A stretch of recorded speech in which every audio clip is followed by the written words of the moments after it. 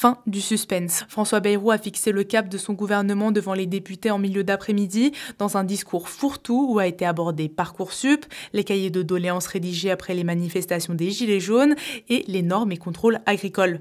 Plusieurs choses à retenir de cette heure et demie d'allocution. D'abord sur la réforme des retraites, François Bayrou annonce la remettre en chantier en réunissant les partenaires sociaux dès vendredi. Il assure qu'il n'y a aucun tabou, même pas l'âge de départ. Autre point important, le Premier ministre propose une réforme du mode d'élection des députés.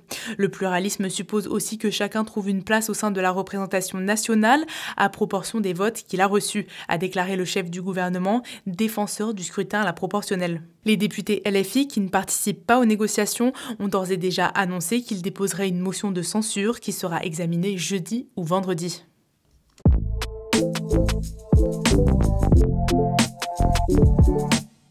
Nouvelles accusations contre l'abbé Pierre. L'homme est visé par 9 nouvelles accusations de violences sexuelles, dont un viol sur mineur et des abus incestueux selon un rapport publié hier.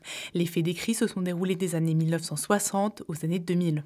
Une membre de la famille de l'abbé Pierre a indiqué avoir subi de sa part des contacts sexuels sur ses seins et sa bouche à la fin des années 90. Un autre témoignage fait état d'un acte sexuel avec pénétration sur un garçon mineur. C'est le 3e rapport du cabinet mandaté par Emmaüs International, Emmaüs France et la Fondation Abbé Pierre pour faire la lumière sur les agissements de l'abbé Pierre.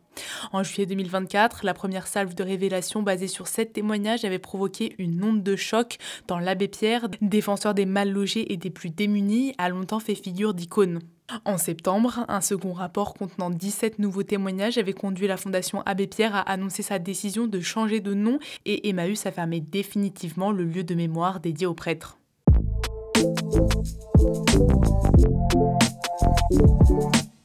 Bientôt, la paix à Gaza. Le président américain Joe Biden, qui passe la main dans une semaine à Donald Trump, a affirmé qu'un accord de trêve associé à une libération d'otages était sur le point d'être conclu.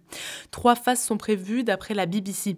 33 otages, des enfants et des femmes principalement, devraient être libérés durant la première phase du cessez-le-feu en échange d'un millier de Palestiniens détenus par Israël selon des sources palestiniennes proches des négociations. Israël serait autorisé à maintenir une zone tampon dans la bande de Gaza durant la première phase du cessez-le-feu. L'armée ne devrait pas se retirer de Gaza tant que tous les otages n'auront pas été rendus, mais elle permettra aux habitants de se déplacer entre le sud et le nord de Gaza, selon le journal Haaretz.